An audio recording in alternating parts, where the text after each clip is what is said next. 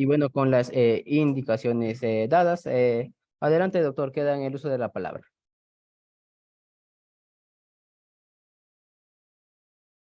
Gracias por la presentación. Sí me escuchan bien, ¿no?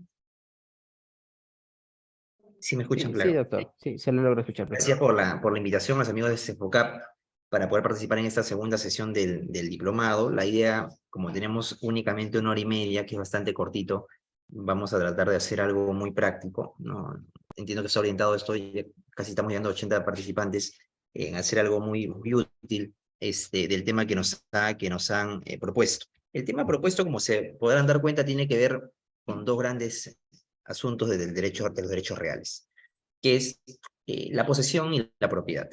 Naturalmente, hablar, y eso es lo que les comentaba al principio a los organizadores, bueno, hace unos días, ¿no? De posesión y propiedad en 1 hora y media es imposible, ¿no? Por la cantidad de asuntos específicos, problemáticas judiciales, registrales que nos interesa abordar, pero que son demasiados. Entonces, pensando en algo práctico que nos pueda servir a todos, donde ustedes se sientan que al menos la sesión de 1 hora y media es útil porque pueden haber obtenido alguna referencia jurisprudencial o que les permita absorber alguna consulta de más adelante.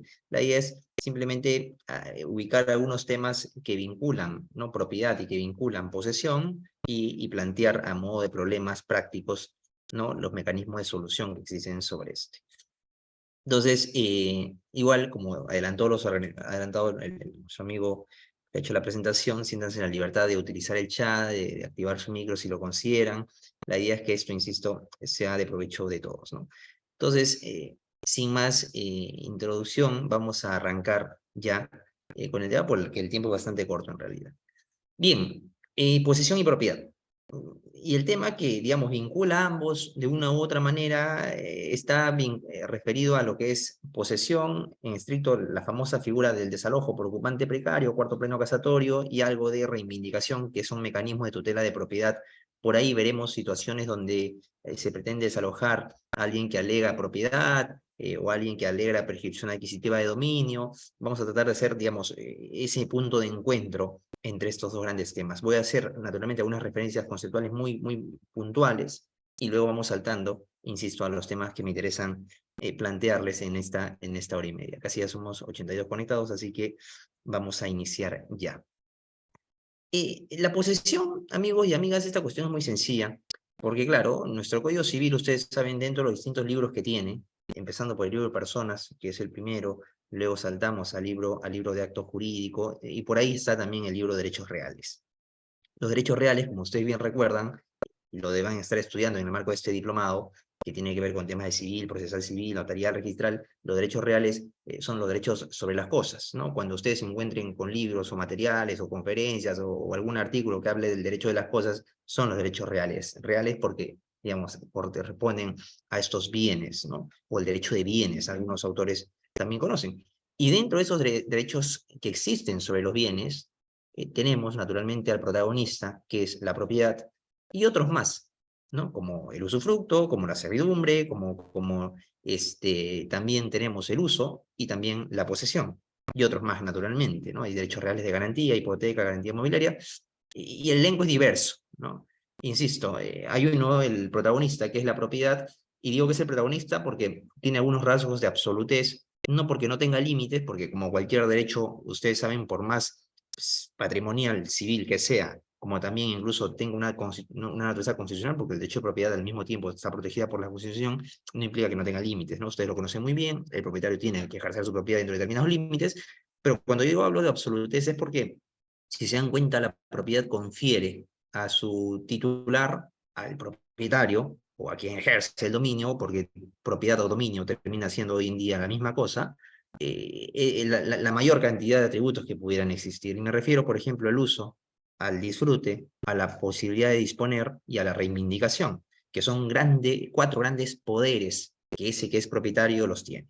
Fíjense, el propietario entonces comprende la posibilidad de ejercer diversos atributos o poderes que naturalmente no tiene otro derecho real a ese nivel, ¿no? De esos 4 poderes que se le reconocen. Y frente a ese hay otros derechos reales donde de repente se otorga uno de ellos, donde se le otorga dos de ellos a determinado titular. En el caso del usufructo. En el caso del usufructo, el usufructuario ejerce uso y ejerce disfrute. Usufructo es eso, el uso y el disfrute de determinado bien, pero no puede disponer, por ejemplo, no puede reivindicar en estricto, porque son ya facultades que sí los tiene el propietario. Y en el caso de la posesión, que es nuestro tema de hoy también, ocurre algo similar, porque el poseedor en principio tiene un derecho de uso de determinado bien, ¿no? Le da el uso generalmente inmediato sobre determinado bien. Entonces, fíjense cómo dentro de ese elenco de derechos reales, en general, nos encontramos ante el derecho de propiedad que confiere todos los atributos que uno pudiera pensar que existe sobre un bien, y luego tenemos otros derechos o desmembraciones, como también se dice en doctrina, sobre las cosas. Ahora, y dentro de eso, naturalmente, tenemos a nuestro derecho de posesión, o a la posesión como tal. La posesión, y vamos entrando al tema, más que una cuestión jurídica, más que un derecho, nace de un ámbito práctico, ¿no? Es en estricto la posesión un comportamiento económico sobre los bienes. Si se dan cuenta, una persona ejerce posesión porque tiene necesidades que satisfacer y claro, en la línea de las distintas necesidades que pueda tener, tiene que requerir y recurrir a bienes, muebles o inmuebles, ¿no? Tiene que de repente satisfacer la necesidad de vivienda y entonces tiene que poseer pues determinado inmueble, ¿no? Tiene que movilizarse hacia un punto todos los días para su trabajo y ejerce posesión de repente sobre un vehículo determinado, que puede ser de su propiedad o no. Pero en estricto la posesión termina siendo un hecho y algunos dicen incluso en doctrina, es un antecedente a toda la regulación jurídica que ustedes se pudieran imaginar sobre la posesión. O sea, toda la regulación jurídica y el tratamiento es algo posterior a cómo se entiende que el ser humano para satisfacer necesidades necesariamente tiene que vincularse con determinado bien y ejercer un comportamiento económico que le dé utilidad a un bien. Por eso que Luis Díaz Picasso en España decía, la posesión como hecho siempre precede a cualquier regulación jurídica. Él decía, las personas en el fondo poseen, y ustedes que son más de 90 conectados, poseen bienes. Claro, yo creo que ustedes como abogados posiblemente sí sepan lo que es un derecho real llamado posesión, ¿no? Pero él decía, las personas en el mundo poseen, pero no porque sepan que hay un derecho real llamado posesión, sino porque en estricto es un hecho fundamentalmente económico orientado a satisfacer necesidades. Entonces, sobre esta pequeña introducción vamos entrando al tema que me interesa plantear el día de hoy.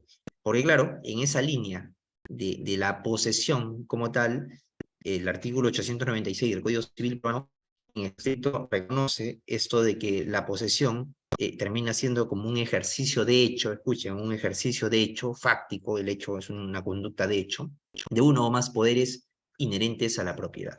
Esta es la referencia general que da el Código Civil peruano en torno a la posesión, ¿no? Es un ejercicio de hecho fáctico sobre uno o más poderes inherentes a la propiedad. Esos poderes inherentes son los cuatro que mencionaba al principio. En estricto, la posesión de repente te da, de hecho, la posibilidad de ejercer un uso sobre un determinado bien, y ok, eres poseedor. Ahora, cuando la cuestión se empieza a complicar, en el Perú ustedes saben que hemos tenido un muy conocido cuarto pleno casatorio que se pronuncia sobre toda la problemática de la posesión y también del desalojo. Porque claro, cuando una persona, y salió una estadística hace muchos años sobre, digamos, cuál es la vinculación de una determinada persona con un bien, o sea, a título de que una persona está en un bien específico, y claro, en principio la propiedad no lo es todo, ¿no? O sea, hay muchas personas que están en contacto con un bien, pero no es que necesariamente sean propietarios. Uno aspira a ser propietario de algo, pero de repente en ese camino no es que llega a ser propietario. De repente es poseedor, y es poseedor de repente porque tiene un contrato de arrendamiento, porque tiene un contrato de uso, porque tiene un contrato de usufructo, porque tiene un contrato X que le otorga posesión. Entonces, esta estadística decía más o menos que en principio en el Perú en realidad era bastante poco o baja la cantidad de vinculación a título de propiedad, ¿no? Digamos que existía como que no llegaba ni a la mitad, ¿no? Del 100% y gran parte de la otra mitad eran personas que ¿no? tenían una posición legitimada y más del 20 o 25% era una posición no legitimada o llámese en términos generales informal. Y vamos a entender nuestro tema. Porque claro, cuando esa posesión, y aquí esto les pido mucha atención, viene sustentada en términos generales, amigos y amigas, en un título, y ahorita vamos a explicar qué implica ese título, pero hay un título que legitima que Juan o María o Pedro puedan ejercer posesión sobre el terreno inmueble, esa posesión es totalmente, se entiende, legítima. Lo que quiero que se den cuenta es que la posesión en el Perú, lo ha dicho la Corte Suprema en varias sentencias, incluso el cuarto pleno casatorio recoge un desarrollo sobre esto, y la posesión en el Perú o bien puede ser una posesión legítima o bien puede ser una posesión ilegítima. La diferencia de si es legítima o es ilegítima, amigos, proviene de si hay algo, como dice su propio nombre, que legitima o justifica esa posesión. Es decir, si hay algo que justifica ese hecho posesorio, estaremos ante una posesión legítima, y si no hay nada que legitime tal posesión, estaremos ante una ilegítima. Así de sencillo se resuelve la cosa. Marco, ¿por qué es relevante eso? Porque, escuchen eso, en todo proceso de desalojo, por ejemplo, por ocupante precario, que es lo que vamos a conversar rápidamente ahora, la discusión es si ese demandado, para que desalojo, que el demandado es el que está ejerciendo la posesión. Fíjense, o sea, el éxito de un proceso de desalojo en el Perú por ocupante precario se limita a determinar si ese que está ejerciendo la posesión y que es demandado tiene o no tiene una posesión legítima. A eso se reduce. Por eso que los puntos controvertidos en un proceso de desalojo normalmente es que se determine si el demandado, el señor tal o la empresa tal, tiene o no un título que justifique la posesión. Porque claro, si tiene un título, será infundada la demanda, y si no tiene absolutamente nada, no hay nada que justifique esa posesión, y por ende debe ser fundada la demanda y se tiene que ordenar el desalojo. Entonces, fíjense la relevancia de conocer cuando estamos ante un poseedor legítimo y cuando estamos ante un poseedor ilegítimo. El poseedor del cual vamos a conversar en breve, amigos y amigas, es el famoso precario, y el precario, lo ha dicho también la Corte Suprema en el Perú, es un tipo de posesión ilegítima. O sea, los dos grandes conceptos son posesión legítima e ilegítima, y uno de los supuestos de ilegitimidad del título lo tiene el precario. El ocupante precario, insisto, es un supuesto de posesión ilegítima. Marcos, si es una posesión ilegítima, entonces sí podría desalojarlo. Claro, por eso existe un proceso de desalojo por ocupante precario. Así de sencilla termina siendo esta parte. Hasta ahí, coloquen por el chat si está claro, no está claro, quieren que repita algo, avisen, porque como es muy cortito el tiempo, lamentablemente tengo que avanzar bastante rápido. Así que les pido, gracias James Martínez, claro. Vayan colocando por el chat, amigo Ayin Cerrón, todo claro, excelente. Seguimos. Entonces, Marco, lo que me está tratando de decir es que si es que voy a demandar o tengo que asesorar en un proceso de desalojo que tiene que ver con posesión y todo, es fundamental verificar si a ese que vamos a demandar o a mi cliente que le van a demandar tiene o no tiene un título que legitime la posesión. Y ahí vamos entrando al tema. Porque en términos generales, amigos, si se dan cuenta, el artículo 911 del Código Civil peruano establece lo siguiente. Dice, la posesión precaria, insisto, no se olviden, la posesión precaria es un tipo de posesión ilegítima, es la que se ejerce y te da dos grandes, escuchen esto, categorías o supuestos normativos que forman parte en el Perú de la posesión precaria. Es decir, la posesión precaria en el Perú o puede ser precario de dos formas. O bien, nunca se olviden de eso porque es lo más sencillo. Cuando se ejerce sin título, dice el 911 en la primera parte, ¿no? Es la que se ejerce sin título, o te dice la norma cuando el que se tenía ha fenecido. Dos supuestos, ¿eh? Nunca se olviden. Marco, el ocupante precario entonces por 911 es ese que no tiene título o ese que tuvo un título pero ha fenecido. Y eso rápidamente lo voy a explicar en un momento. Ambos supuestos, porque la idea es que esto sea muy práctico, como le decía. Entonces, claro, si se dan cuenta, hay algo que es la esencia de esa norma, ¿no? El profesor Álvarez Geprechipi, cuando trataba de explicar una norma similar en otro ordenamiento, decía, no se puede explicar, pues, o entender el ocupante precario si es que previamente no hay un análisis sobre el término título. Porque la norma te dice, oye, ese precario es si no tiene título o si su título ha fenecido. Entonces, obviamente, para explicar si no hay un título o si el título ha fenecido, tenemos que tener claridad de lo que implica ese título. Porque el título, insisto, y ahorita voy a explicar qué es lo que te termina inclinando la balanza para que esa demanda de desalojo por ocupante precario se declare fundada o infundada. Es decir, si el demandado alega un título, como le decía al principio, será infundada, y si no alega nada porque no tiene nada o ya feneció, ese título será infundada y tendrán que desalojarlo y lanzarlo y sacarlo. ¿Qué es el título? Esa es una gran pregunta que ya felizmente a estas alturas del partido, vieron el partido de Perú-Corea, jugamos bien los primeros 20 minutos y luego ya un poco que se complicó la cosa. Entonces, a estas alturas del partido, no sé por qué le dije esto, pero a estas alturas del partido ustedes ya deben identificar qué es un título.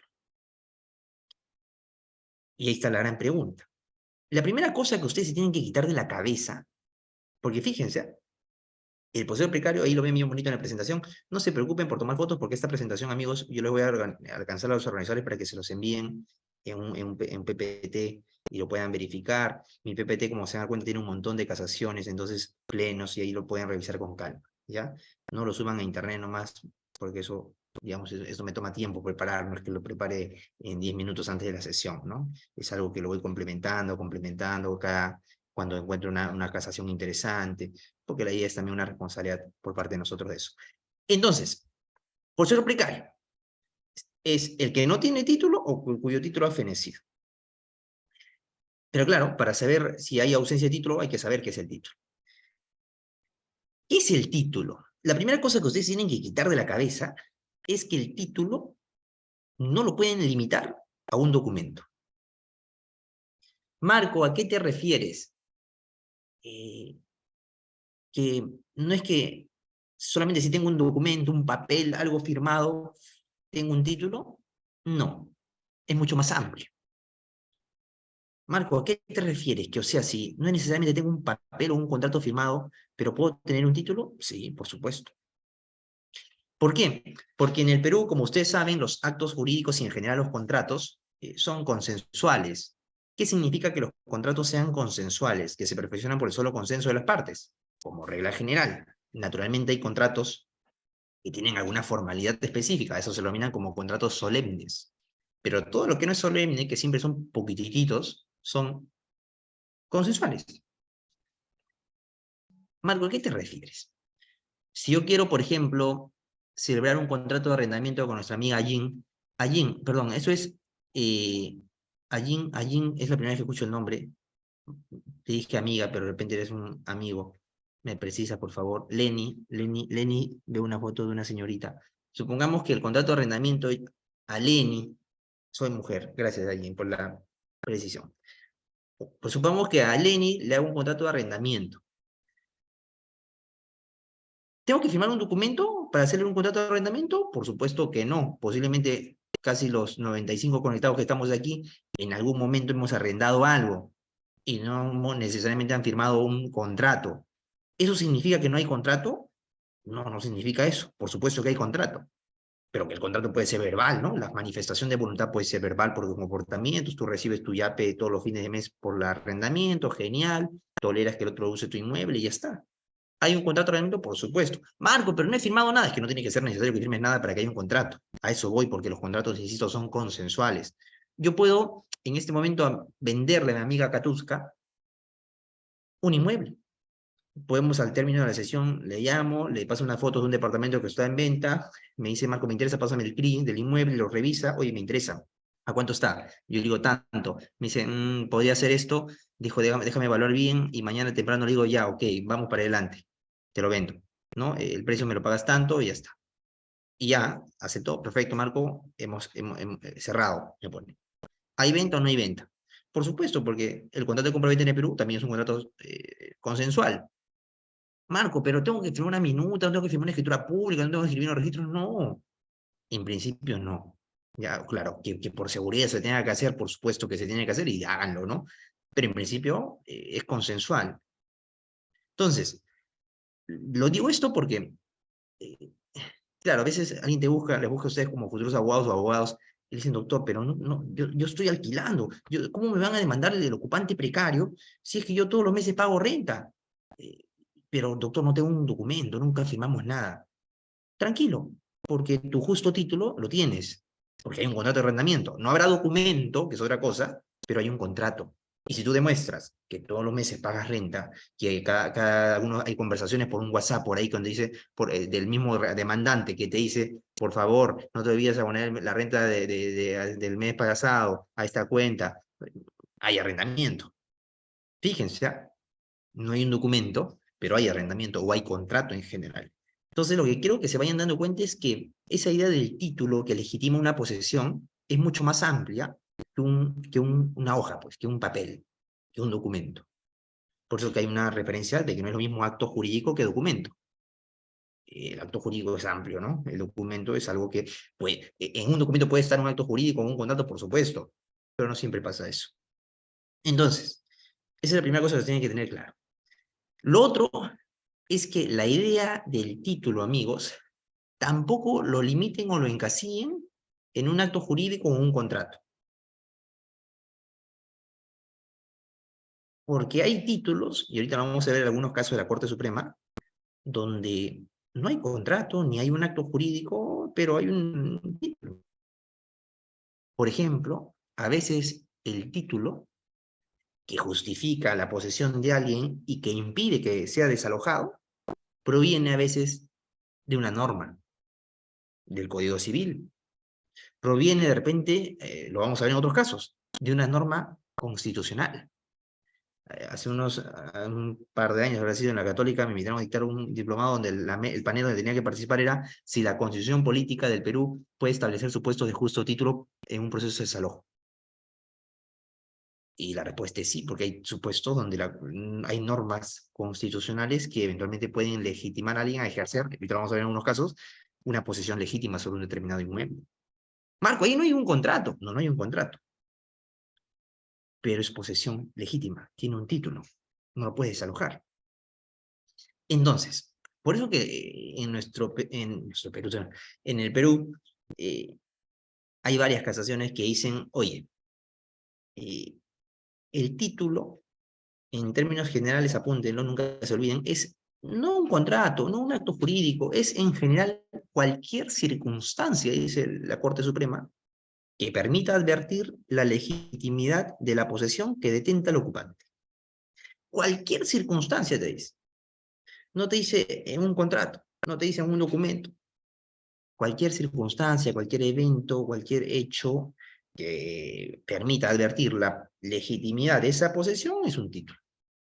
Fíjense la amplitud, ¿no?, con la cual correctamente creemos se hace referencia a la idea de un título. Ahora, vamos a ver 3, 4 casos, porque por un tema de orden, amigos, porque la idea es que la exposición, más allá de que sea corta, tiene que ser ordenada. Entonces, yo empecé diciendo que el artículo 911, que regula la posesión precaria, tiene 2 supuestos, ¿no? La ausencia de título y del título fenecio. Vamos a ver rápidamente el primero, y luego, plum, saltamos al segundo. La posesión sin título. Este que no tiene título es el más sencillo, pues. Se da en los casos de invasión, de estos que entran clandestinamente, o los usurpadores, o los ladrones que entran a un bien sin, ¿no?, título alguno. Ese que invade, por ejemplo, algo, no tiene título. O sea, alguien invade unos terrenos por acá, carece de título. Marco, él no tiene un título, Marco, porque ha invadido. ¿Podría ser ese un supuesto ocupante precario? Bueno, en principio sí, pues, ¿no? Y vamos viendo. Esta situación de la ausencia de título se ha ido desarrollando en diversos casos, ¿ah? Y uno de ellos tiene que ver a veces cuando de por medio, amigos y amigas, existe entre demandante y demandado una relación familiar. Lo planteo rápidamente porque me interesa explicar aquí 2, 3 casitos puntuales para que vean esto que estoy explicando de cómo se entiende el título y cómo en determinadas situaciones, aun cuando no haya contrato, no se le puede desalojar, porque hay un título. Sin contrato puede haber título. El primer caso, lo voy a explicar rápidamente, tiene que ver con alguien de ustedes tiene convivido, o sea, alguien de ustedes convive, porque necesito siempre hacer mis ejemplos reales con ustedes, ¿no? Alguien es conviviente, es tiene una convivencia, una unión de hecho, porque este caso trata sobre eso. Alguien, ponga sí nomás, por favor. Liz, gracias Liz. Necesito un conviviente para que sea la pareja de Liz, por favor. Shirley, un conviviente. Wilber, ya, excelente. Liz y Wilber, nuestra pareja. Wilber, un buen chico, abogado, trabajador, tiene su familia y tiene su mamá. Y su mamá, no, hace unos años le dijo, hijito, ya eres profesional, pero yo quiero apoyarte y te quiero dar, como tengo varios inmuebles, un inmueble aquí en este lugar. Yo soy la propietaria, la mamá es la propietaria, ¿no?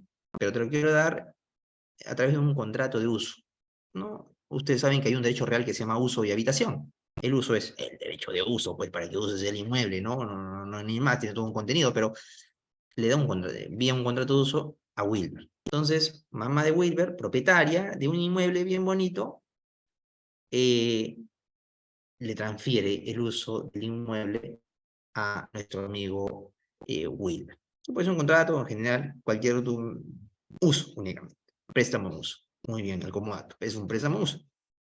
Entonces, Wilber es el usuario, el beneficiario del uso. Wilber es soltero, dedicado a su trabajo, va avanzando con sus cositas, y en algún momento queda flechado por Liz. Se enamora, se empiezan a conocer, todo bien bonito, surge el amor. En algún momento Wilber le dice, oye, ya tenemos un par de años de enamorados, ¿qué te parece si empezamos a convivir? Y yo tengo aquí un lugar, una casa, ¿no? De mi madre que me dio el uso, y si deseas puedes venir a vivir. Genial, la relación linda entre ellos dos, pero como a veces pasa, lamentablemente, espero que no les haya pasado, no le haya pasado a ustedes, la relación entre la nuera y la suegra no era buena, no era nada buena. No la pasaba la mamá de nuestro amigo Wilber a Liz, ¿no? Por más que Liz no se novia, siempre discutían, se tenían, no sé. Pese a eso, nuestra amiga Liz con Wilber tuvieron un primer hijo, la pareja tuvo otro segundo hijo años después, y ya. La mamá iba a veces cuando no estaba Liz a visitar a sus nietos, la quería evitar siempre porque hay un tema de que no la pasa. Y ya llegó un momento en el cual no era la situación se veía tan tensa que la mamá de nuestro amigo Wilber, insisto, que es la propietaria del inmueble, dice, ya no doy más, quiero que esa chica se vaya del inmueble de mi propiedad. Y demanda el desalojo por ocupante precaria, porque según la mamá, la conviviente de Wilber, Liz, no tiene ningún título que justifique la posesión por la cual tenga que estar ahí en la casa que es de su propiedad. Ese es el caso. Contesta la demanda a nuestra amiga Liz rápidamente y dice, oye, ¿cómo vas a desalojar si yo soy la conviviente de tu hijo, Wilber? Y no solamente eso, señor juez, tenemos aquí dos lindos hijos, que son nietos de la demandante, y me quieren sacar. ¿Cómo es posible eso? Para hacer la historia larga, corta, ¿qué dice la Corte Suprema? La Corte Suprema dice, no le puedes desalojar, señora suegra, a la nuera. Oye, ¿por qué no le puedes alojar si es que no tiene un contrato? ¿Qué tiene Liz? Y la Corte Suprema dice que no se le puede desalojar, ¿saben por qué? Utiliza un argumento un poco peligroso, ¿ya? Porque dice, oye, si es que se permitiese que se desaloje a Liz de la casa donde está con sus hijos y su esposo Wilber, se quebraría la unidad familiar. E introduce en esta casación de ICA del año 2012 esta idea peligrosa para mí de la unidad familiar. Y dice, oye, ¿cómo van a desalojar a la conviviente con sus hijos, de sus hijos? Y se quebraría pues la paz, la tranquilidad de esa familia, ¿no? No pueden sacar a la mamá y que el papá se quede con las dos hijas, tienen que estar todos viviendo juntos como una familia. Ese es el argumento, y bajo esa premisa dice, no se puede, ¿no? No puedes desalojar, no es que sea precaria la conviviente. El caso, yo creo que, digamos, la decisión de fondo es correcta, pero el camino no creo que sea tan correcto, porque la amplitud de un concepto como la unidad familiar puede ser peligroso de cara a que si yo de repente tengo un hermano y quiero desalojar a mi hermano, bajo la unidad familiar alguien puede decir, oye, no puedes desalojarlo, y eso es absurdo, ¿no? O que un papá quiera desalojar a su hijo mayor, ¿no? O la unidad familiar, no es así. La respuesta a este caso, lo hemos comentado un momento con algunos profesores de civil, era mucho más sencilla. Y ¿se acuerdan el antecedente que les dije de nuestro amigo Wilber, que había recibido la posesión de ese inmueble, no era de su propiedad, pero en virtud de un contrato de uso de su madre? Fíjense, o sea, claro, y alguien dice, oye Marco, pero el contrato de uso no lo firmó nuestra amiga Elise, era con Wilber, el hijo. Sí, claro, pero hay una norma, creo que es el artículo 1028 del Código Civil, que establece algo así como el, el, el uso se extiende, ¿no? Los derechos de uso se extiende a la familia del usuario, algo así te dice. Fíjense lo bonito de la norma, ¿no? Los derechos de uso se extienden a la familia del usuario. La unión, de hecho, declarada o no, no estaba declarada en este caso, además que su reconocimiento es meramente declarativo, es una fuente de familia, ¿no? Lo ha dicho el Tribunal Constitucional en distintas sentencias. Entonces, claro, en realidad el título para poseer de nuestra amiga Liz provenía de una norma, porque esa norma, como dice bien nuestro amigo James Ulises, le extiende el alcance de un contrato que en principio tiene una eficacia relativa entre las partes que lo suscriben, pero que lo extiende también para Liz. Fíjense, ¿ah? Y bajo esa premisa, oye, Liz tiene un título. No lo pueden desalojar, porque el 1028 está extendiéndole. Otra cosa es que ya haya fenecido, pues, la orden de hecho, pero no es el caso. Hay un título. Por eso les digo, no se limiten cuando traten de entender el título, no limiten a una cuestión documental, no la limiten a una... Es cualquier circunstancia. Y esa circunstancia puede provenir de un factor legal, como es este caso. Aquí hay otro caso, este caso sí me da pena. Es un caso de Lima Norte, de una casación del año 2017, ¿no? Hace 6 años. El caso tiene que ver también con una unión de hecho, caso ya no es conviviente.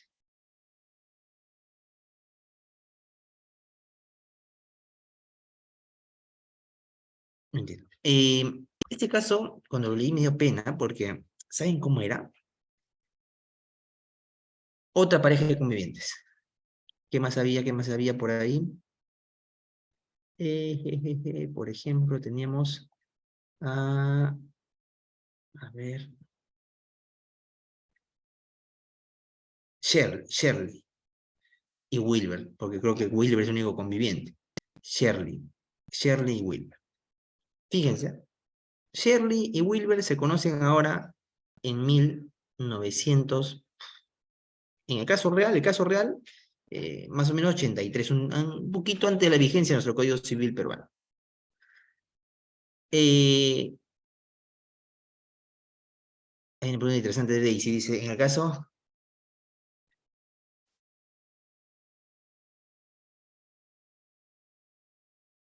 Ahorita vamos abriendo la pregunta, porque si no me voy a distraer.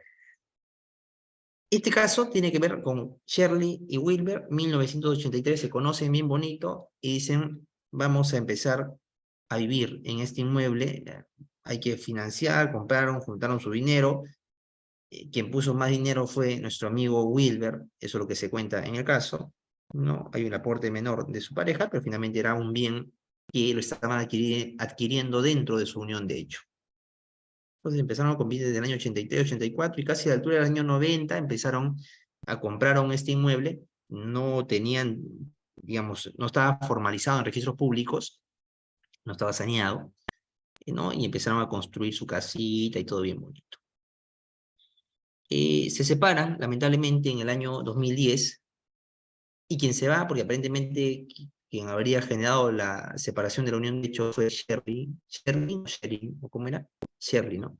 Shirley, y Shirley se va del inmueble, se queda viviendo solo, triste, desamparado, nuestro amigo Wilber, y Wilber en un momento, ¿no? Sigue ahí, realiza muchas mejoras en la casa, sigue construyendo, no solo, a veces le visitaba por ahí familiares, amigos, y Shirley, o Sherin, o Shirley, no sé, era abogada, y como que se pone, ¿no?, más atenta con la regularización y saneamiento del inmueble, que me parece un poco extraño cómo se hizo en este caso, pero lo cierto es que ella, no me cuenten cómo, pero en la sentencia se indica esto, en el año, 3 años después de que se fue del inmueble, logra un título otorgado por COFOPRI a su favor. Ustedes saben que la unión de hecho no genera un estado civil. O sea, los convivientes no genera, siguen siendo estado civil soltero. Entonces, claro, Sherry avanzó con la regularización del predio y ¡plin! Logró su título en COFOPRI e inmediatamente se inscribe en registros públicos. De modo tal que había una partida ya de ese inmueble donde ejercía posesión nuestro amigo Wilber hace más de 30 años, por su unión de hecho que había vivido, luego en 2010 se separaron, pero vivía ahí tranquilo, y que era un bien que según Wilber lo habían adquirido dentro de unión de hecho, como fue era lo cierto, y luego ella inscribe su título, ¿no?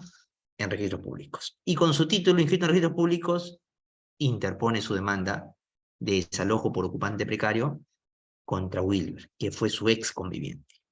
Fíjense, mala, ¿no? Pero bueno, siempre hay o hombre malo o viceversa. Trató de sacar un provecho. Notifican con la demanda. Nuestro amigo Wilber está ahí viendo sus noticias un día y le emplazan con una demanda de desalojo por ocupante precario. Y Wilber inmediatamente revisa y dicen, ¿qué? Me van a sacar de aquí, pero si yo vivo acá hace 30 años, este inmueble lo compramos, claro, no tengo, eso fue hace 30 años, no tengo ni la boleta, pero hicimos con nuestros ahorros, lo compramos en el marco de una unión de hecho. Si es en el marco de una unión de hecho, es un bien, de la unión de hecho es un bien social y yo tengo derecho al menos cuando al 50% de esta liquidación. Pero ¿cómo ella ha logrado hacer todo esto? Entonces, se asesora a nuestro amigo Wilber, su abogado le dice, oye, antes de contemos esto es un sumarísimo, porque las demandas de desalojo por ocupante precario son sumarísimos, el plazo es cortito para contestar, 5 días. Y le dicen, presenta mañana mismo una demanda de reconocimiento de unión de hecho, ¿no? Para al menos presentar el cargo al juez de desalojo diciéndole, oye, tú ya demandaste la unión de hecho, y que este inmueble se adquirió dentro de una unión de hecho, y no te pueden desalojar por ninguna forma. Entonces, eso es lo que contesta nuestro amigo Wilber, y eso es lo que tiene que decidir el juzgado. Este caso, insisto, llega a la Corte Suprema, y se preguntan si es que realmente corresponde o no corresponde que desalojen a nuestro amigo Wilber del inmueble donde viene viviendo hace 30 años, y que, según lo que él había indicado o informado, se habría adquirido dentro de una unión de hecho, que claro, todavía no estaba declarada la unión de hecho. Yo siempre digo, amigos, en ese tipo de cursos diplomados, si ustedes son convivientes y su relación va bien, hagan su reconocimiento. Vayan a una notaría, presenten sus documentos bien bonitos, que se publique y tal, e inscriban. Porque no sabemos qué va a pasar mañana más tarde. Y a veces por no tener eso, le genera tener que hacer otra cosa más, ¿no? Seguimos. Ahorita respondo las preguntas. Entonces, en el caso, tenían que decidir si Wilber era o no era precario. Wilber decía, yo soy conviviente, he adquirido esto hace 30 años. Acá están, mira, algunas pruebas, unas fotografías. He hecho las mejoras, hace 3, 4 años he contratado a esta empresa para que construya otro piso. Señor, pero su unión de hecho no está declarada. No, no está declarada, pero no tiene que estar declarada para que no exista, ¿no? Es declarativo. ¿Saben qué dice la Corte Suprema? Dice lo siguiente. No puede ser considerada como ocupante precario. No, perdón. Dice, no estando acreditado que el demandado Wilber tenga título alguno que justifique la posición del inmueble sublitis, pues no ha logrado aprobar la alegada unión de hecho con la demandante, que era Shirley, su situación es la de ocupante precario. Fíjense, y lo sacan a Wilber, porque consideran que, claro, no has logrado demostrar tu unión de hecho. Y esto genera un par de preguntas. Una, oye, el juez de desalojo, en un proceso sumarísimo ante un juez civil, pues de desalojo del juez civil, ¿cómo que no tienes que probar la unión de hecho? Y eso por eso le decía, reconozcan su unión de hecho, ¿no? Y lo que está diciendo es, oye, como no me has traído una sentencia, un reconocimiento escrito de unión de hecho, algo que acredite la unión de hecho como tal, no tienes título, pues, no tienes nada. Y ya está, y ordenan el desalojo. Ese criterio, a mí, en realidad, yo creo que tranquilamente pudo haber sido superado ya con otros pronunciamientos. Si algunos pueden recordar eso, seguro. El cuarto pleno casatorio, fíjense amigos y amigas, se había pronunciado sobre un supuesto muy similar a este. El cuarto pleno casatorio, dentro de los diversos problemas que aborda, hay un escenario bien particular. ¿Saben cuál es el caso? Es el caso de donde, por ejemplo, nuestra amiga o nuestro amigo William Jauregui, que acaba de preguntar algo, supongamos que William es demandado por ocupante precario, desalojo por ocupante precario. Ordenan el...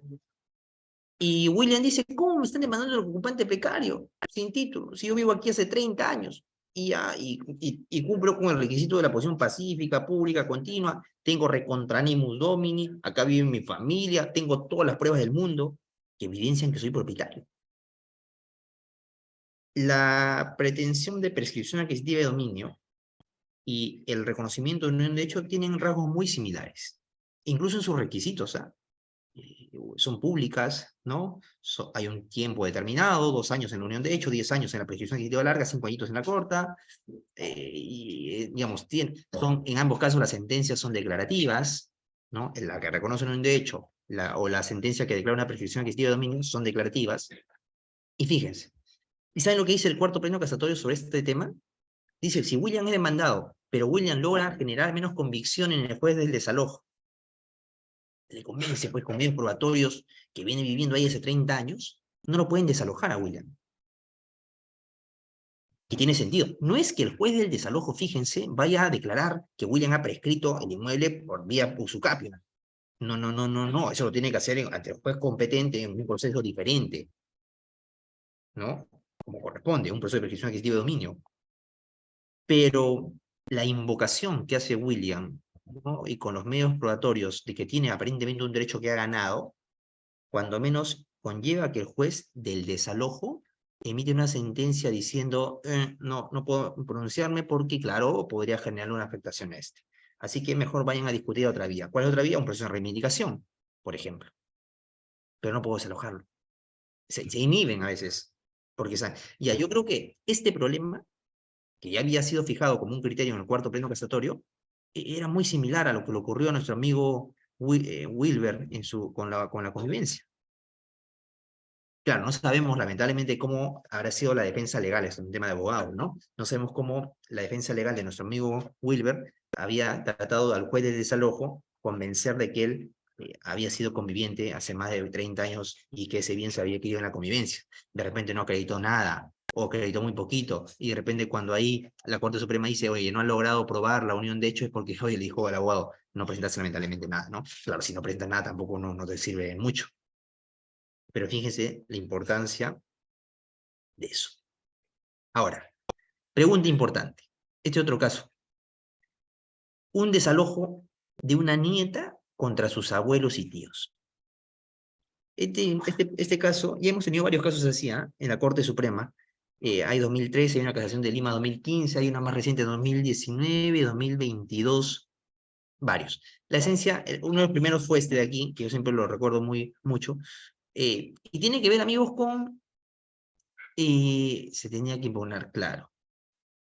Pero piensen que nuestro amigo Wilber era una persona, incluso era una persona que ya se acercaba casi a ser adulto mayor. No era todavía adulto mayor, pero estaba cerca. Entonces, a mí me pareció un despropósito que lo hayan desalojado así a Wilber, en este caso, de Lima Norte. Este caso tiene que ver con un inmueble que inicialmente, fíjense, era, amigos, de propiedad en simple. El inmueble era de propiedad de unos adultos mayores. Decir abuelos, aparentemente puede ser un poco discriminatorio para mí, yo no sé, o anciano. Pero bueno, vamos a decir adulto mayor. Y el inmueble era una casa, donde inicialmente había sido de propiedad de la pareja de adultos mayores, y luego se transfiere a sus hijos, y estos hijos dan en anticipo legítima a su única hija. Fíjense, ¿eh? La nieta. O sea, la nieta, uno revisa la partida clínica del inmueble, y sale como única propietaria del inmueble, vía anticipo legítimo. Pero en ese inmueble había sido donde históricamente habían vivido los abuelos y también un par de tíos que eran hijos de los abuelos y hermanos del padre de la nieta. Entonces la hija propietaria ya constantemente había solicitado que los abuelos y los tíos, por favor, tíos, desocupen el inmueble porque tengo que venderlo, tengo que usarlo con mi familia y todo. Y pese a sus distintos pedidos y reclamos que había hecho, nunca habían hecho caso. Y lo cierto es que ella no tuvo más opción que interponer una demanda de desalojo por ocupante precaria contra los abuelos y los tíos. Ese es el caso. Hay una propietaria única en inmueble que, claro, dice, desocupen mi inmueble de mi propiedad, porque yo soy propietaria, y mi propiedad se tiene que tutelar, tengo que usar y disfrutar mi propiedad, sino para que soy propietario de algo. Interpone la demanda contra abuelos y tíos. ¿Hay un título o no hay un título? Esa es la gran pregunta, amigos, que se tienen que hacer ustedes siempre en los desalojos. ¿Hay o no hay un título? ¿Hay o no hay? Somos más de 110 conectados. Alguien tiene que decir algo. ¿Son ocupantes precarios los abuelos y los tíos, sí o no? ¿Tienen un título que justifique la posesión los abuelos y los tíos? ¿El ser un ex propietario es un título? No, ha sido ex propietario. Yo lo he visto, ¿eh? En un momento declaró un improcedente una demanda porque el juez dijo, oye, pero ¿cómo vas a pretender desalojar un ex propietario? Que sea ex propietario no implica que tenga título. Tuvo un ex, ya un título fue en el momento propietario, pero no tiene que ver nada, ¿no? Y ya está. ¿Qué dice la Corte Suprema? La Corte Suprema dice algo bien interesante, dice, vamos a diferenciar la situación la situación de dos partes diferentes, ¿no? Por un lado tenemos el caso de nuestros adultos mayores, los abuelos, y luego tenemos la situación de los tíos. No es lo mismo, dice la Corte Suprema, la situación de los adultos mayores y la situación de los tíos. Marco, ¿por qué? Si se parecen bastante. Sí, se parecen bastante, pero no es lo mismo. Porque la Corte Suprema dice, oye, cuando hay un vínculo de parentesco, dice la norma, o bueno, el pleno, entre demandante y demandado, porque claro, la nieta había un vínculo igual con los abuelos, ¿no? Había ahí un tema de consanguinidad. Considerando que también viven juntos en el mismo inmueble, sumando, escuchen, sumado a la avanzada edad de los demandados, adultos mayores, no resulta razonable considerar precarios a los familiares, teniendo como punto de consideración la defensa y la dignidad de la persona humana, escuchen, la cual ordena proteger al anciano y al familiar e indica como un deber de los hijos respetar y asistir a los padres. Sin embargo, en el caso de los familiares que no cumplan con tal condición como los tíos, la demanda de desalojo sí es ser viable. Si se dan cuenta, el análisis de la Corte Suprema es, oye, los adultos mayores tienen normas que los protegen y defienden su dignidad humana. Piensen en el artículo 4 de la Constitución Política que establece que el Estado y la sociedad protege al adulto mayor, niños, mujeres embarazadas y otras situaciones más. Pero hay una protección especial. No puedes, no, digamos, atentar contra su dignidad, no puedes desalojarlo. Puedes ser una persona de 85, 90 años, dice la Corte Suprema. Más cuando es tu familiar. Hay una ley también de adulto mayor. Muy bien, Cristian. ¿Cuál es el justo título ahí? ¿Dónde radica el justo título? ¿Dónde radica ese título que otorga posesión legítima a esos adultos mayores, a esa pareja de adultos mayores? Posiblemente en la Constitución Política, artículo 4. O también de repente la norma que invoca nuestro amigo Cristian, que hace algunas referencias a la tutela de los adultos mayores y todo. No tenían un contrato los adultos mayores. No había nada. Pero impiden que sean desalojados. Este pronunciamiento igual genera, digamos, tiene sus temas, ¿no? Porque piensen, por ejemplo, ustedes en otro escenario, donde la demandante no haya sido nieta. Es decir, piensen, supongamos que nuestro amigo Cristian es propietario de un par de inmuebles en Lima, vive en uno de ellos y dice, este otro lo voy a alquilar. Y se lo alquila una pareja de adultos mayores. Uno tiene 85 años, otro tiene 90 años. Empiezan a pagar bien su renta todos los 6 primeros meses. A partir del mes 6 hay un tema con uno de sus hijos, tal, se desentienden y dejaron de pagar. Cristian quiere desalojarlos. Interpone una demanda de desalojo por ocupante precario contra pareja de adultos mayores. Insisto, uno tiene 90 años, otro tiene 85. ¿Puede desalojarlo, sí o no?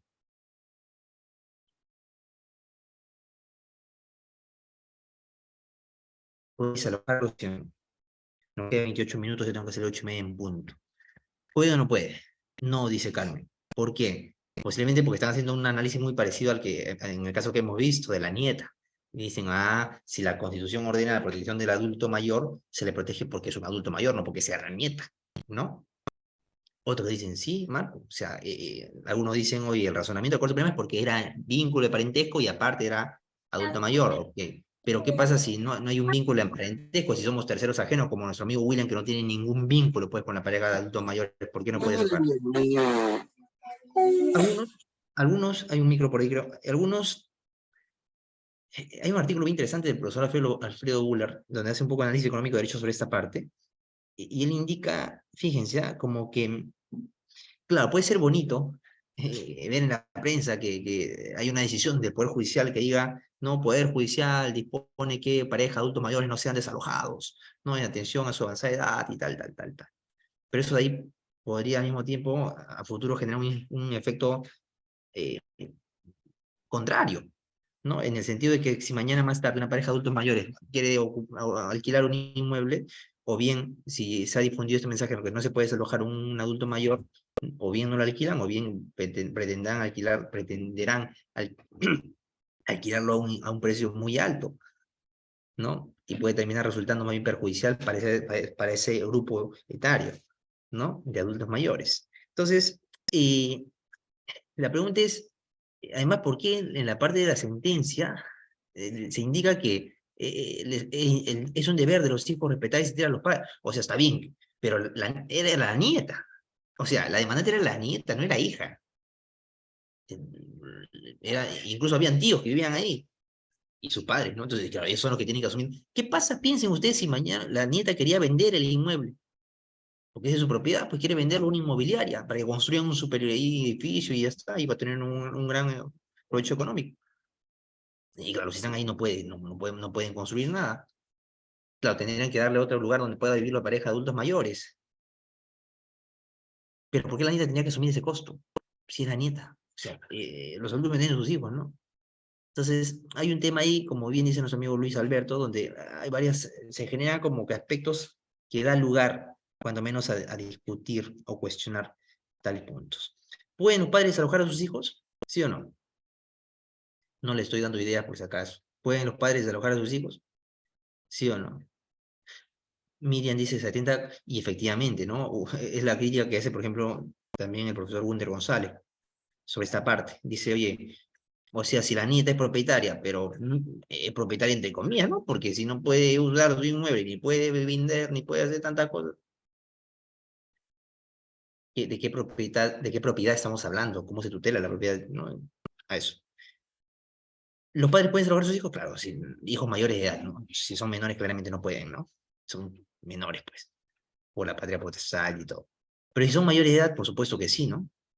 Esto en un caso de Lima, de Cusco, casación de 2017, donde la Corte Suprema se pronunció sobre un caso de que los hijos vivían ahí, ¿no? Y eso impedían, más bien, y limitaban el derecho de los padres de obtener algún beneficio, porque algunas habitaciones lo alquilaban a terceros y de eso vivían, ¿no? De esas rentas, pero los hijos hacían cambios y se negaban a dejar los inmuebles y lo desalojaron, ¿no? Totalmente los padres pueden desalojar a sus hijos mayores, que claro, tienen su familia, que hacen teniendo una familia en la casa, pueden desalojar sin ningún problema, porque el ser hijo en sí mismo no te constituye un título para ejercer posesión, ¿no? Más si ya eres mayor de edad. ¿Puede un hijo desalojar a su padre? El título es bien llamativo, pero tiene una particular este caso. Este caso es bien raro, ¿ya? Y aquí yo también creo que hay otro problema de la Corte, ¿ah? Fíjense, el tema, claro, el desalojo por ocupante precario es un tema de hechos reales, ¿no? Desalojo, precario, ocupante, posesión, son temas por DPA, son temas que estamos conversando en hechos reales. Pero cuando se involucra un tema de familia, y ya como que es un libro del Código Civil, es un tema que los civilistas deberían manejarlo, pero que como que es una área muy especial, muy especializada. Entonces, hay fallos que a veces uno dice, oye, pero ¿cómo si hay una norma tal, no? Y eso lo vamos a ver justamente ahora, por ejemplo. Este caso tiene que ver con una pareja. Alguien nos dice se ha divorciado recientemente, ni solamente lo necesito para mis ejemplos. A una pareja divorciada, nadie. 116 conectados. Debe haber algún divorciado, ¿no? En el curso, supongo. Nadie. Todos son convivientes o felizmente casados. Ahí está Jessica, bro. Necesito una pareja, por favor, para Jessica, de divorciado también. Felizmente soltero. Felizmente soltero. Berenice. Paul también soltero. ¿No hay ni otro, un varón divorciado? Bueno, Jessica. Pues vamos a poner un nombre de ficción. Muy felizmente casada. Qué lindo. Mi Alan, así se llama. Y una pareja para... No hay. Entonces vamos a poner Jessica, que aquí todos son solteros, pone Jessica. Sí parece. Vamos a casarte, Jessica. Bueno, vamos a pensar que tu matrimonio fue con Franklin. No sé, aquí me sale Franklin. Franklin. Se casaron y tal como te pasó a ti, crisis en el matrimonio y divorcio. Lo mejor. Ahí está Franklin. Te presento a Jessica. Jessica. Sí, Jessica. Nadie sabe qué puede pasar. ¿Estás casado, Franklin? De repente estoy hablando de estás casado y te voy a comprometer con mi ejemplo. Franklin reacciona soltero, ya genial, no importa. Supongamos que se casaron entonces con Jessica, crisis matrimonial. ¿Cuántas? Mira, se están presentando, qué bonito, con emoticons nomás. Agréguense luego a Instagram, Facebook y ya está. Soltero, divorciado, buen partido. Ya ven, algo útil han sacado al menos en la clase de viernes 8 de la noche. ¿Quién se matricula un curso viernes, un diplomado viernes tan tarde? Pero bueno, entonces, ¿qué pasa? Que Jessica y nuestro amigo Franklin, que no tiene nombre de cantante de salsa, en ese matrimonio tuvieron un hijo, Marquito Torres. ¿Ya? Marquito es su hijo, 7 añitos tenía. Entonces, lamentablemente hay crisis como ocurre en muchas familias, ¿no? Y se terminan separando y divorciando. Pero claro, felizmente había un buen entendimiento y dicen, no hay que litigar esto judicialmente, hay que conversar, somos personas maduras, y dicen, sí, vamos a solucionarlo de forma consensual, así que ya está el tema cerrado de Marquito, su patria potestad, su tenencia, su alimento, su pensión y tal, todo resuelto, y hacen su divorcio, ¿no? Convencional, separación convencional, divorcio ulterior, notarial, perfecto, y claro, tenían que liquidar un bien del matrimonio que había adquirido Franklin con Jessica, y era un departamento donde habíamos vivido la familia completa. Y dicen, oye, mira, en teoría nos debería corresponder por la liquidación del bien, 50 por a cada uno, 50%, pero dicen, mejor hay que darlo en anticipo de la herencia a Marquito. El Marquito, 7 añitos, propietario de un inmueble vía anticipo de legítimo otorgada por sus padres. ¿Eso es posible legalmente? Sí, pues, ¿no? Los padres son representantes legales, firman por el nombre, y se inscribe en registros públicos una propiedad a nombre de Marquito. 7 años. ¿Qué pasa? Que claro, mi tenencia la tiene la mamá, que es Jessica. Y todo bien, viviendo ahí, tal. Y pese a que se habían separado y divorciado, Franklin, como el lugar era grande, llegaba constantemente a la casa, como si no hubiese pasado nada. Ya como tenía, ya no tenía una habitación no, privada, íntima con Jessica, había otras habitaciones, ya se pasaba una noche ahí, se quedaba un día, 2 días, regresaba una semana después, y como que seguía siendo su casa. Y esa cuestión incomodaba un poco a Jessica, ¿no? Porque, claro, los vecinos decían, "Oye, se divorciaron, pero llega él, pasa". No, ese caso no tiene que ver nada con actos de violencia familiar ni nada de eso, porque claramente si hay un acto de violencia familiar contra Jessica o recíprocas, ordenan ¿no? el retiro inmediato de uno, de quien corresponda. Pero en este caso no tiene que ver. Era como simplemente un fastidio de que siga viviendo como que no hubiese pasado nada. Y tanto fue así que Jessica ya no toleró más. Y en mi representación, porque claro, la madre y el papá tienen la representación del hijo, decidí interponer una demanda contra mi papá, Franklin. Desalojo por ocupante precario y ya está. Ese es el caso. Claro, el demandante es el menor, pero representado por su mamá. O sea, no contra el padre.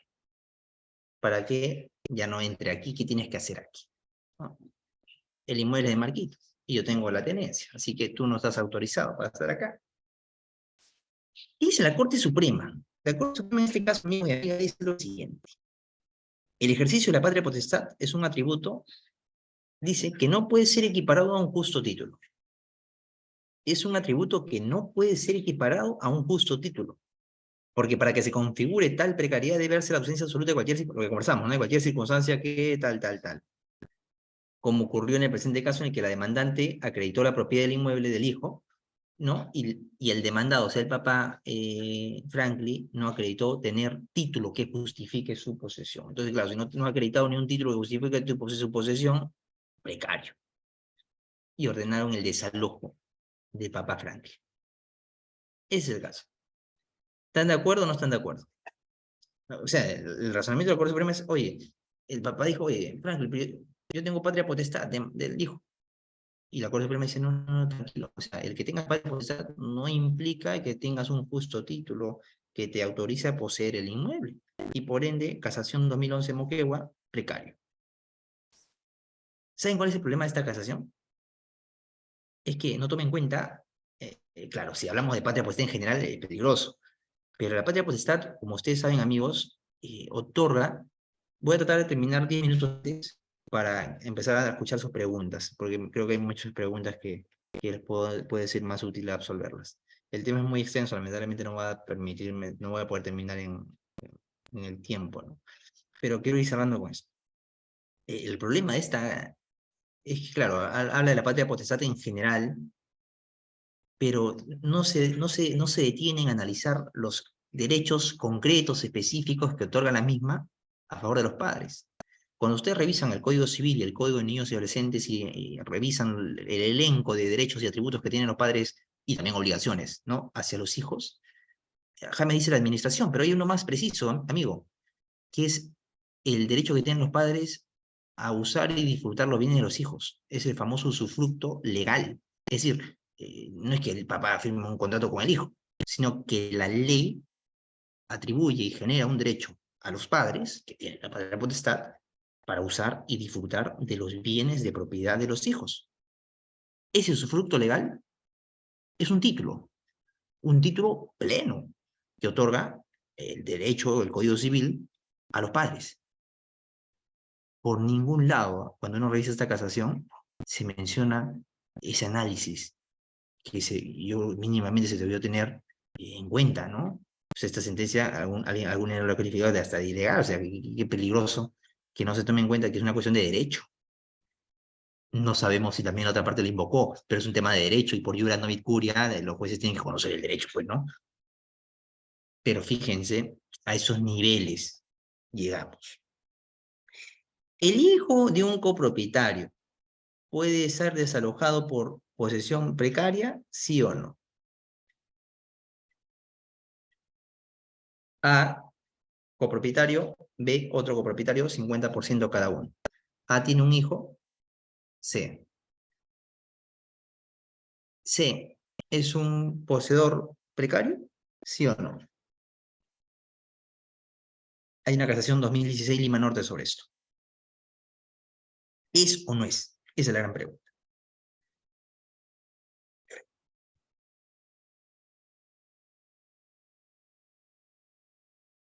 Algunos dicen no, porque está bajo la tolerancia y autorización cuando menos de un copropietario, pues, ¿no? Entonces, no puede considerarse como un precario porque está ahí resguardado. Ojo que, claro, en estricto también el copropietario no es precario, ¿no? O sea, porque tienes propiedad de una alícuota. Yo siempre digo a mis alumnos, puedes tener el 0.00001% sobre un inmueble y puedes usar, y con ese 0.001 no serás precario. Oye, Marco, pero es una parte pequeñita, el 1% de las acciones y derechos. Sí, claro, pero eres copropietario. Otra cosa es que empieces a utilizar la totalidad del bien, ¿no? Bueno, ahí te puedan demandar una indemnización por el uso exclusivo de la propiedad, pero tienes algo que justifica tu posesión y no te podrían desalojar, por ejemplo. Bien, el tema, lamentablemente, amigos, nos hemos quedado en la primera parte, porque si se dan cuenta, solamente nos hemos detenido en el análisis del título, ¿no? Y la ausencia de título. Falta el otro gran tema cuando el título ha fenecido. Pero como sé que existen muchas preguntas, vamos a hacer algo más práctico, porque de eso se trata. Nos queda 15 minutos. Yo tengo que salir 8:30 volando. Así que, digamos, con las preguntas voy a aprovechar en complementar algunas cosas, darle algunos datos adicionales, ¿no? Pero la idea es que en estos 10 minutos que vienen, levanten su mano de repente para activarle. Me parece que más rápido es, si van a hacer las preguntas por micro, o mejor por chat, ¿ya? Porque o si no, micro a veces cuentan un caso de 5 minutos que me ha pasado y ya como que corta tiempo a los otros que quieran hacer las preguntas. Voy a tratar de revisar el chat rápidamente y sobre eso vamos atrás para adelante. A ver, por ejemplo, no se preocupen por el material, porque el material completo yo lo voy a enviar a los organizadores del diplomado para que puedan revisarlo, estudiarlo. Cualquier duda, pregunta adicional, interrogante, pueden agregarme a mi cuenta de Facebook, ¿no? Marco Antonio Torres Maldonado, o también a mi cuenta de Instagram. Trato siempre de compartir información académica, ¿no? Artículos, notas periodísticas, jurisprudencia, encuestas, preguntas y todo. Así que pueden seguirme por esas cuentas de Instagram o Facebook. Y si necesitan alguna consulta adicional, me escriben y conversamos sin ningún problema. Bien, a ver, voy a empezar a revisar el chat para ver las preguntas que hayan podido ir dejando. Doctor, una sentencia de usurpación donde se ordena la restitución de sucesión es un título para poseer. Una sentencia de usurpación donde se ordena la restitución. Esto es bien interesante, porque en el fondo, claro, lo que está haciendo es una sentencia, hay un delito de usurpación, como ustedes saben. Entonces, aquí aparentemente, lo que me parece raro es que la sentencia de usurpación en particular, como comentas, porque no es que la sentencia de usurpación amiga, Eli, digamos, suele disponer u ordenar la restitución de algo, ¿no? O sea, en la sentencia, salvo que me traigas el tenor para conversarlo y revisarlo bien, pero en estricto, la sentencia, luego un proceso penal de usurpación determina si hay responsabilidad y si se ha incurrido en un delito de usurpación o no a cargo de otro.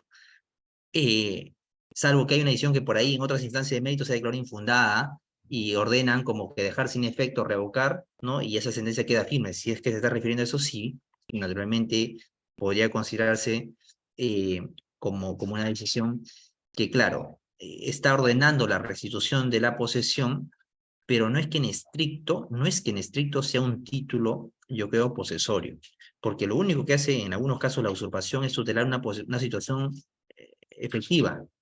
¿A qué me refiero? Es lo mismo como un interdicto de recobrar. Un poseedor precario puede ejercer un interdicto de recobrar sobre el inmueble porque alguien le quitó al poseedor precario, por supuesto.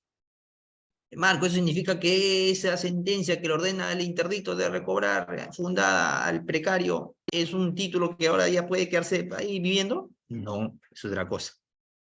Entonces, yo creo que tu pregunta va por ahí y con este ejemplo que acabo de dar, implica que no es posible que la sentencia, por más que le haya retomado su posesión o decir, significa que está habilitado con un título, es muy diferente. Y otra preguntita por aquí. Para poder tramitar un certificado de posesión ante la municipalidad, los certificados de posesión cada vez tienen una mayor relevancia, ojo, en el tráfico jurídico. Existen requisitos según el TUP. Por ejemplo, la relación fuera de los colindantes, tal. Y uno de mis colindantes no me quiere firmar. ¿Cuál sería la solución? Ya, sí he visto esto. Te exigen de todos los colindantes, ¿no? Pero hay situaciones donde, digamos, tú puedes justificar, y se suele colocar como un tenor un par de párrafos, ¿no? Dando la explicación de que, digamos, espero que no sean casos donde son dos colindantes y uno no quiere firmar, como que no sé, pero supongo que sí hay otros más que ya hayan dado fe de esto, se justifica y se presenta igual la solicitud para que te otorguen el certificado. No es que esa mera limitación tenga por qué restringir la posibilidad de que tú tengas un certificado de posesión simplemente que dé fe de eso, ¿no?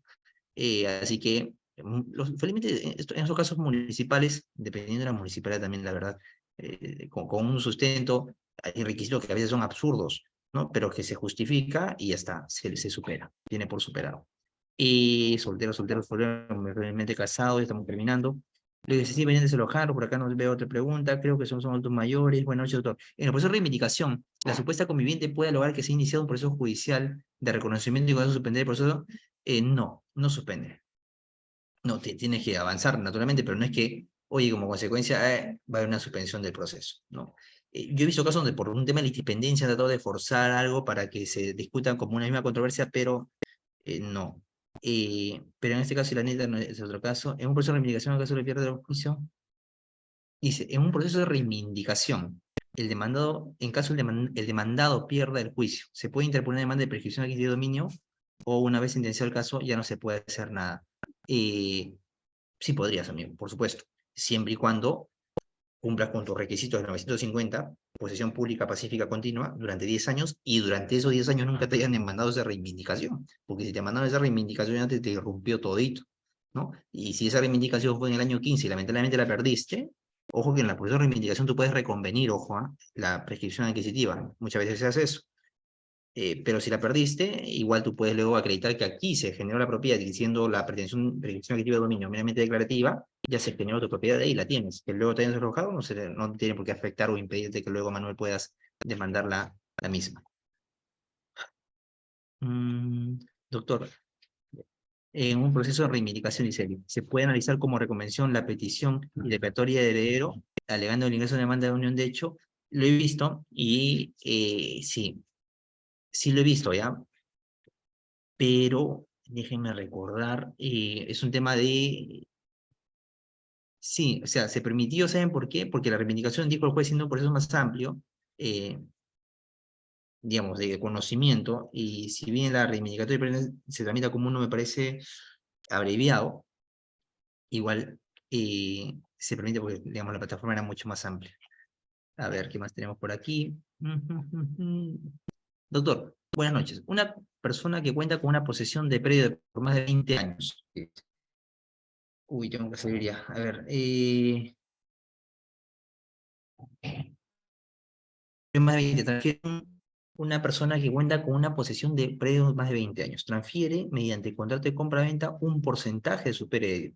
Y al año de la venta usurpan el predio. ¿De qué manera la persona que ha adquirido el porcentaje del predio puede recuperarlo? El predio que adquirió solo era terreno. Bueno, si es que es propietario. Ese que compró, no me queda claro, Elizabeth, entiendo que sí, entró en posesión del área equivalente al 50%, ¿no? Si es así, tiene mecanismos por ejemplo, hay alguien que sea, el terreno está, no había, es terreno nomás. Si es así, incluso tienes habilitada, claro, no sé cuánto tiempo ha pasado de esto, pero tenías habilitada en su momento la defensa del proceso extrajudicial, ¿no? O en su caso, a veces funciona muy bien un interdicto, por ejemplo. Tú acreditas posesión antes, ves que alguien no te despojó y acreditas el acto de despojo y se tutela. Son, digamos, situaciones para tutelar básicamente la posesión misma. A ver, bajamos porque se han agregado otras cosas más aquí. Y,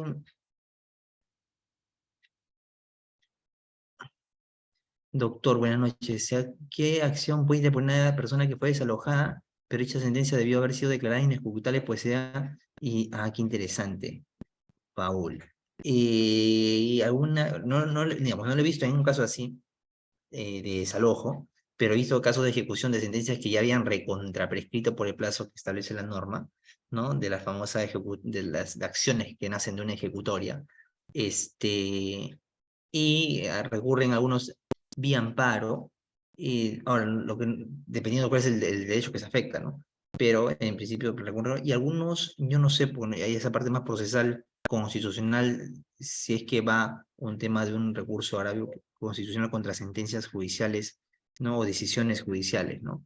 Y hay que revisarlo bien. ¿Se puede tener prueba provisional de un inscrito? Por supuesto, ¿no? Amigo Luis Estrada. No necesariamente tiene que estar inscrito bien para que puedas prescribir el mismo, siempre y cuando cumplas con los requisitos que establece la norma, y también ahí tendría que darse la famosa inmatriculación del predio, ¿no? Porque claro, como no está inscrito, a ti te interesa tener tu sentencia, la norma del Código Civil establece en 951 o 952 establece algo así como la sentencia que declara la prescripción, además un título para acceder a registros y sanear la propiedad. Entonces, eso tiene todo un desarrollo a nivel, además de la jurisprudencia registral.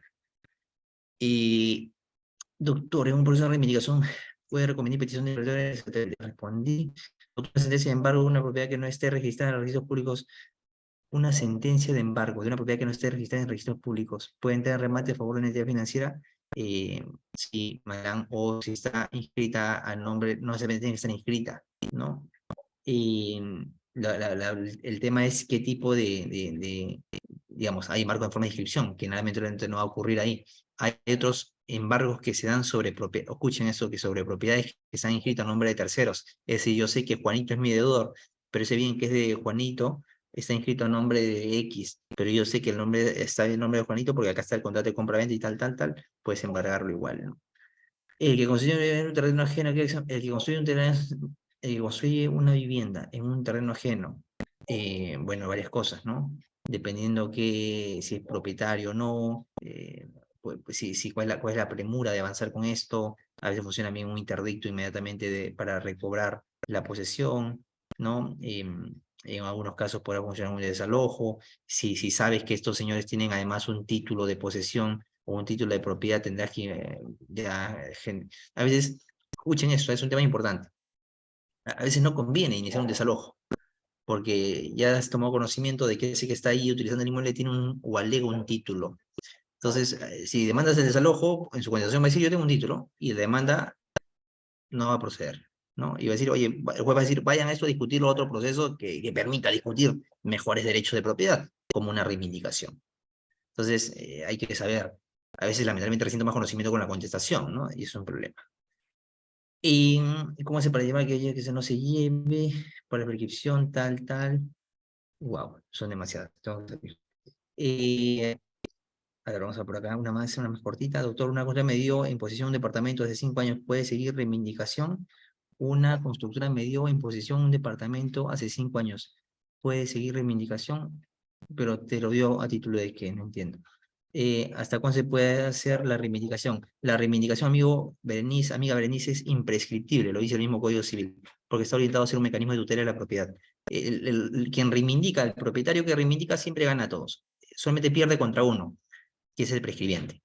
O sea, el que adquiere un bien por prescripción adquisitiva de dominio es el único que puede vencer a un propietario que pretende reivindicar su propiedad. Porque tiene sentido, ¿no? Si es que va a prescribir, es porque finalmente ha existido desinterés o desidia del propietario en hacer uso de su propiedad, por tanto es así que está prescribiendo. Y ya está. ¿Todo se puede probar y certificar la posición por fotografías satelitales de Google del año 2010? Sí, amigo, y sí lo he visto y sí se hace. Claro, no debe ser tu única prueba, pero deberías tener otras más. Pero ¿funciona? Sí, funciona. Doctor, en un proceso de usurpación se puede aplicar 605 CPC debido a que no forme parte del proceso. En base a ello, solicitar y escrutaría la sentencia. Tendría que revisarlo más, Ángela, evidentemente. Y finalmente, un proceso de desalojo por ocupante precario realizado por la propietaria contra la nuera, quien vive con un nieto. Es viable en un proceso de desalojo por ocupante precario realizado por la suegra propietaria contra la nuera que vive con un nieto. Es viable y ya están separados, ya no hay convivencia. Es otra cosa, ¿no? Yo creería que sí. Si ya no hay nada, está separado el hijo y ella vive en su propiedad no. El tema, y yo creo que podría sustentar un título, es un análisis muy similar al que hicimos con los adultos mayores. Y es artículo 4 de la Constitución Política protege a los menores. Claro, y ahí conectarlo con que ella es la mamá, y no sé, los niños son menores de edad, tienen 4 o 5 añitos, 3 añitos, y es absurdo. Entonces no se puede afectar el interés superior de los menores con un proceso de desalojo, entonces como que no se podría ahora, ¿no? Igual es muy contingente. Wow, demasiadas preguntas. Me tengo que retirar. Cualquier pregunta, amigos, agreguen mi Instagram, siempre comparto información y cita académica, síganme por ahí, estamos en contacto. Muchas gracias a los organizadores, lamentablemente el tiempo era muy cortito, les dije a ellos, de 1 hora y media, ahí está mi nombre. Así que por ahí estamos en contacto, ¿no? Lo voy a seguir, no sé, no, y estamos conversando sobre cualquier duda, pregunta que puedan tener. Ahí tienen mi nombre, mi correo, y nada, si tienen alguna cuestión adicional, siéntanse en la tranquilidad y en la libertad de poder comentar. Gracias a todos por su tiempo, realmente he disfrutado mucho esta 1 hora y media, y conmigo será, creo que no me han convocado para otra sesión más del diplomado, así que yo creo que es la única sesión que voy a dictar del diplomado, así que será para otra oportunidad. Cuídense mucho, sigan ¿no? tratando de aprovechar al máximo estas sesiones del diplomado, ¿no? Con los amigos de CEFOCAP, y conmigo será otra oportunidad. ¿CEFOCAP están ahí o ya se fueron? Ya se fueron, creo.